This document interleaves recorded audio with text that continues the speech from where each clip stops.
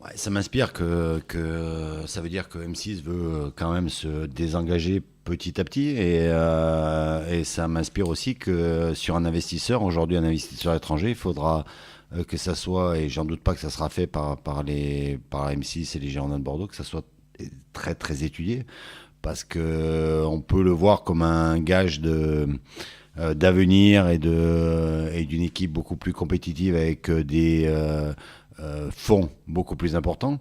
Mais on peut aussi le voir de l'autre côté en sachant ce qui s'est passé à Lille.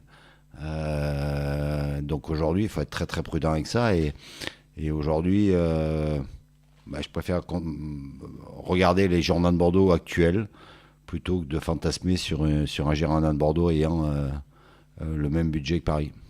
D'accord. Et avec beaucoup d'étrangers.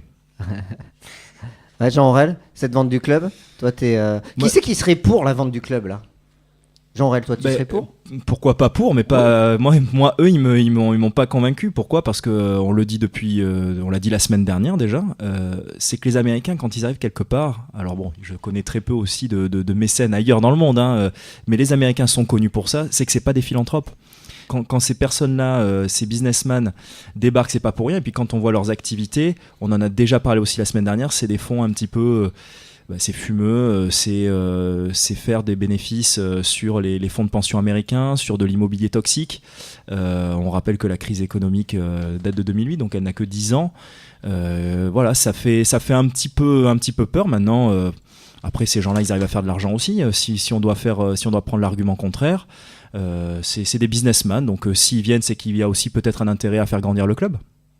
Alors moi, je vais dire un peu comme coach Didier, c'est-à-dire que je suis pour si derrière, ça assure aux Girondins de Bordeaux un avenir, on va dire, plus en adéquation avec le standing du club, donc la Coupe d'Europe plus régulièrement, etc. On a vu qu'M6 aujourd'hui, même s'ils aiment le club, ils n'ont peut-être pas cette capacité économique à lutter maintenant avec les nouvelles fortunes, avec les clubs français comme Marseille, Lyon, Paris, etc. Donc si c'est pour amener ce petit plus qui nous manque, je dis oui. Maintenant, attention, on a la chance d'avoir maintenant des gens qui se sont un peu cassés la figure avant les Girondins, comme Lille. Il faut vraiment que ce soit très étudié, parce que là, on joue quand même avec l'avenir du club. Donc ça peut être en bien ou en mal. Donc j'attends de voir ce que ces gens-là, s'ils viennent, vont faire. Mais je fais confiance à M6, en tout cas, pour pas vendre le club à n'importe qui. Mais là, si on vous dit, aujourd'hui, tu dois te dire que tu es pour ou contre la vente du club des Girondins de Bordeaux, si on doit se positionner, franchement. Non, mais aujourd'hui, tu dois te positionner dans un championnat. Tu es obligé de te positionner dans un championnat français pour d'abord avoir la Coupe d'Europe et là. Aujourd'hui, quel que soit l'investisseur qui va arriver, tu ne pourras pas lutter avec Paris. On est d'accord. Ou à moins de trouver vraiment la poule aux œufs d'or, ce qui est vraiment pas gagné. Mais après, tu as quoi? Tu as Monaco, tu as Lyon, tu as Marseille, et c'est de rentrer dans cette sphère-là. Donc moi, je préférerais que ça soit quelque chose qui rentre plutôt dans le style de Lyon, même si je suis pas du tout lyonnais, comme chacun le sait.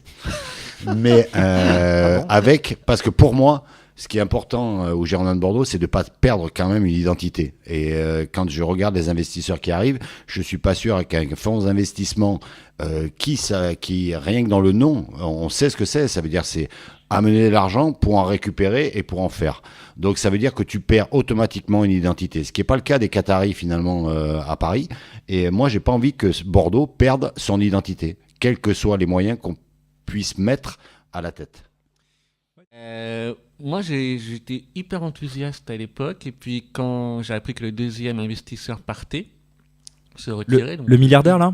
Ouais. Lui qui se retire, ça me refroidit un peu, enfin si ça concernait bien sûr, ça me refroidit un peu, parce que pour moi c'était un peu la stabilité, le rachat aussi. C'est-à-dire il possède les Lakers, il possède les Los Angeles Galaxy, il a des clubs de sport. Il a prouvé, il a prouvé un haut niveau dans le sport. Donc...